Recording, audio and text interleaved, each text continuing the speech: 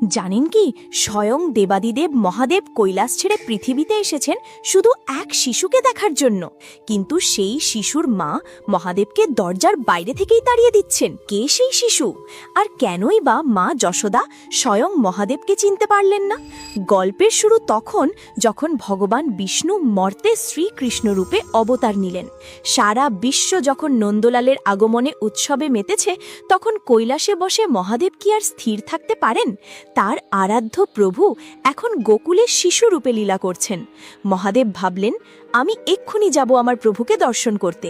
কিন্তু সমস্যা হলো, মহাদেবের যা রূপ, গায়ে ভস্ম, গলায় সাপ, হাতে ত্রিশূল, এই রূপে গেলে তো গোকুলবাসী ভয় পাবে। তাই তিনি ধরলেন এক সাধু বা জ্যোতিষীর ছদ্মবেশ।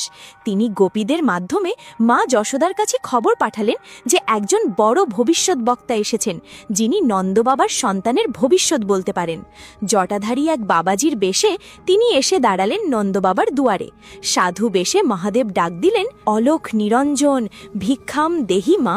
ডাক শুনে মা যশোদা বেরিয়ে এলেন, কিন্তু সাধুর দিকে তাকাতেই তিনি ভয়ে শিউরে উঠলেন। একই রূপ, বড় বড় জটা, গলায় জ্যান্ত সাপ ফনা তুলে আছে, হাতে চিমটা ও ত্রিশূল। যশোদা ভাবলেন, না না, আমার ছোট্ট গোপাল একে দেখলে ভয়ে মূর্ছা যাবে। তিনি দূর থেকেই বললেন, বাবা, আপনি এখান থেকেই দক্ষিণা নিয়ে বিদায় হন। আমার ছেলেকে দেখানোর সাহস আমার নেই, সে বড্ড ভয় পাবে। মহাদেব বললেন, তোমার ছেলে তো শেষনাগের শয্যায় শয়ন করে, সে কি সাপে ভয় পায়?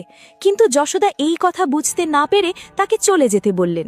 মহাদেব বললেন, মা, আমি বহু দূর থেকে এসেছি শুধু তোমার লালার ভাগ্য গণনা করতে।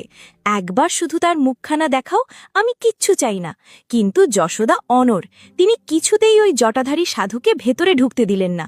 মহাদেবও নাছর বান্ধা। মহাদেব দক্ষিণার বদলে শুধু কৃষ্ণকে দেখার জেদ ধরলেন এবং বললেন, দর্শন না পাওয়া পর্যন্ত তিনি ওখানেই বসে থাকবেন। আমি এই নন্দভবনের দুয়ারেই ধ্বনি জ্বালিয়ে বসে থাকব। তিনি চোখ বন্ধ করে ধ্যানে বসে মনে মনে কৃষ্ণকে ডাকতে লাগলেন, প্রভু, আমি এসেছি, তুমি কি দেখা দেবে না? মহাদেবের এই আকুতি কৃষ্ণের কাছে পৌঁছালো এবং হঠাৎ করেই দোলনায় শুয়ে থাকা শান্ত কৃষ্ণ চিৎকার করে কাঁদতে শুরু করলেন। কৃষ্ণ এত কাঁদছিলেন যে তার নীল শরীর লাল হয়ে যাচ্ছিল।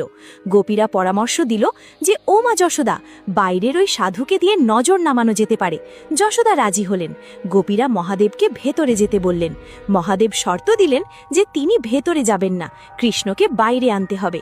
কিন্তু গোপীরা বলল, আপনি ভেতরে চলুন, আমরা কথা দিচ্ছি মা আপনাকে কৃষ্ণকে কোলে নিতে দেবেন। এই কথা শুনে মহাদেব গলে গেলেন। পরের কাহিনী দেখার জন্য ভিডিওটি লাইক ও চ্যানেলটি সাবস্ক্রাইব করুন আর কমেন্টে লিখুন, জয় শ্রীকৃষ্ণ।